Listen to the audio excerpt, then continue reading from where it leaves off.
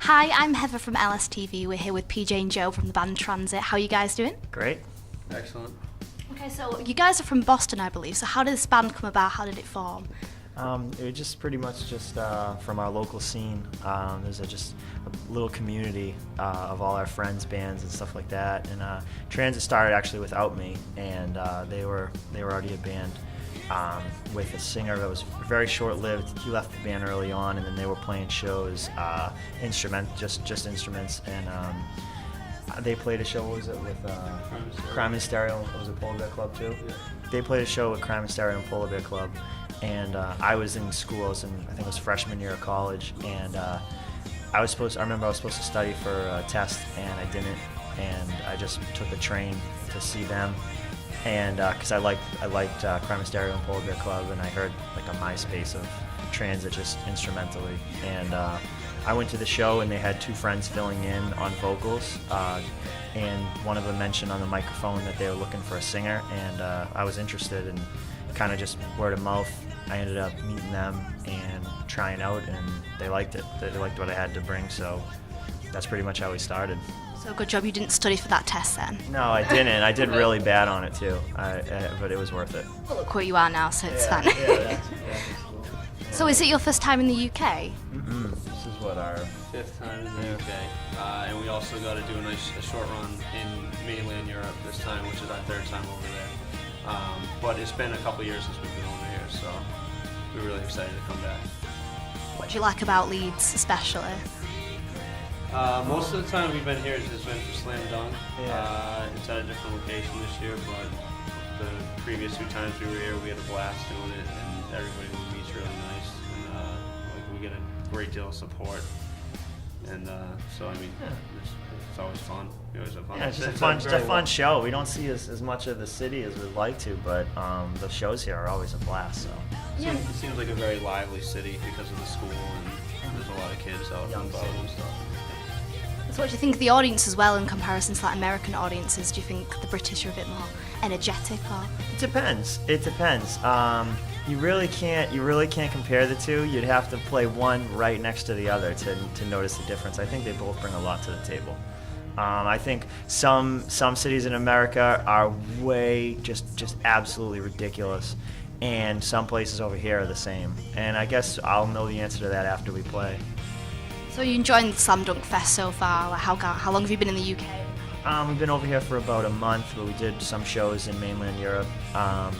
So it's been great. The best thing about coming over here this time, besides the shows, has been just going to good places to eat, because we didn't know what we were doing the last few years we've been over here. So to get really good food over here was a treat, because in America, it's just going out to eat is just everywhere. And over here, it's not. It doesn't seem like it's as popular. You know what I mean? It's not. You're not just doing it. A lot more home-cooked meals happening over here. Yeah, and I think to just overall have a better food experience over here has been great. It makes us want to come here more. I would recommend a Nando's, Yeah, a cheeky Nando's Nando's. is great, yeah. And also, your album, by the way, is Joyride. It's a great name. I had the question: if you could joyride in any car in any like place in the world, where would it be and which car? I don't know too much about cars, but I mean, I guess I'd take like a Ferrari or something. I was something thinking fast. that, like a Or like an old muscle car. Yeah. Like a 60s Chevy or something like that. Those are supposed to be badass. And it'd right? be on the Autobahn. We'd be driving it on the Autobahn. Yeah, Germany, no speed limit. No speed limit. Left lane. Going. So, like, also the album as well. So, what effect do you hope the songs on the album will have on the listeners? I don't know. It's just we write our albums mostly for us. It's what we create for us to listen to, and I think we're not really always thinking about what we want them to feel from it. They're gonna feel from it whatever they're gonna feel from it. How we feel from it is what we had in mind, and I think that if whatever they take away from it's their own story, it's their own it's their own story, their own movie that they put to the songs based off of what they're going through at that current point in time. So as long as it helps them in some positive way and not a negative way, I think it's beautiful. But as far as like intention, there's no real intention on that side of it. It's really just us creating our own art. That's it. It's just meant to be interpreted, in an open Yeah. however the listener wants to interpret it. Yeah. Like I've had kids tell me, "Oh, this song's definitely about this," and I'm like, "No, it's not."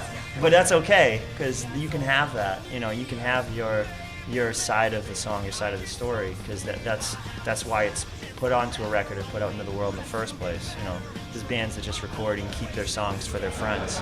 You know what I mean? There's a few local bands from our area that wouldn't release anything; they just kind of keep it on like blank CDs, and that would be their own thing. But yeah, I think whatever they want to take away from it's beautiful, and it's there's no right or wrong answer. Do you write your songs together, or do you write individual ones? Together. In one room. What do you think is your favourite song that you've written together? It's really hard to answer. Yeah, I'm not sure.